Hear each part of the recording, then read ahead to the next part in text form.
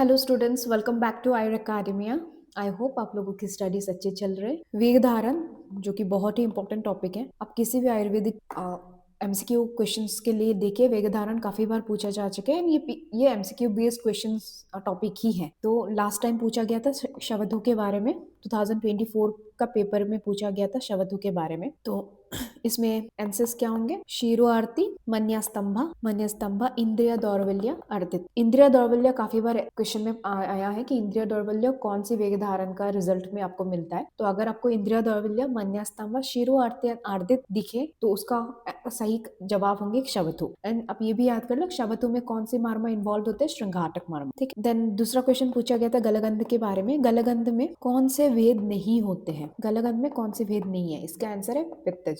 पित्तज गलगंध नहीं है। चरक ने कितने गलगंध बताए? एक ही बताए हैं। उसको कफज नानात्मज विकार के अंदर में बताया है चरक ने। सुश्रुत और बागभट ने वाता काफा एंड मेदुज गलगंध बताया है। एंड गलगंध के दुष्य कौन सी है? मामसा एंड मेद। ये भी साथ में याद कर लीजिए आप। ठीक है। देन हृदरोग के बारे में पूछा गया है। इसमें भी कौन से हृदरोग मेंशन नहीं किए गए हैं? तो हृदरोग के टाइप्स कितने हैं? वात, पित्त, कफ, सन्निपातज एंड क्रिमिज। देन श्वासा एंड हिक्का के भी भेद आप देख लीजिएगा, ये भी इंपॉर्टेंट है। श्वासा, हिक्का, कास, इन सब की भेद आपको याद होनी चाहिए। देन दूसरा क्वेश्चन पूछा गया था रक्त पित्त के अधिष्ठान। रक्त पित्त के अधिष्ठान क्या है? यकृत एंड प्लीहा।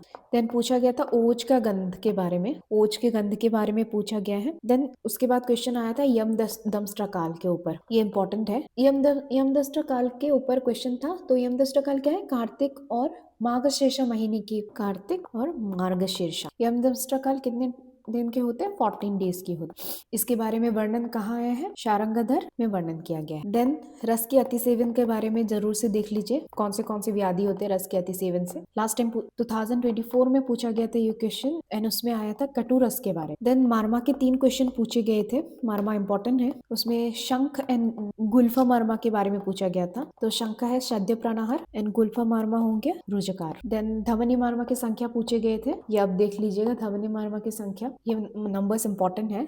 तो बागभट ने कितने बताए हैं? इसमें 9 बताए हैं। एंड गुल्फा मार्मा की व्याधि से क्या होंगे? खंजता होंगे। एंड मणिबंध से होंगे कुंठा। अगर गुल्फा मार्मा की इंजुरी हुई, अगर गुल्फा मार्मा कौन से मार्मा के अंदर आ गए? रुजाकार। गुल्फा मार्मा की इंजुरी होंगे तो होंगे खंजता, एंड मणिबंध के होंगे तो कुंठता। तो ये है यूनिलेटरल, ये हो गया बायलेटरल। देन धातु के बारे में भी क्वेश्चन था। धातु के वृद्धि, क्षय, ये आप अच्छे से देख लीजिएगा, इंपॉर्टेंट है। देन शल्य चिकित्सा के प्रैक्टिकल अप्रोच कौन से चैप्टर में डिस्क्राइब्ड है? ये क्वेश्चन पूछा गया था। ये पूछा गया था 2024। तो इसका आंसर हो गया सुश्रुत सूत्र 9, योग्य सूत्र अध्याय। देन दूसरा क्वेश्चन था नेत्र रोग हनुस्तंभ कौन से शिरोरोग में होते हैं? नेत्र रोग हनुस्तंभ कौन से शिरोरोग में होते हैं?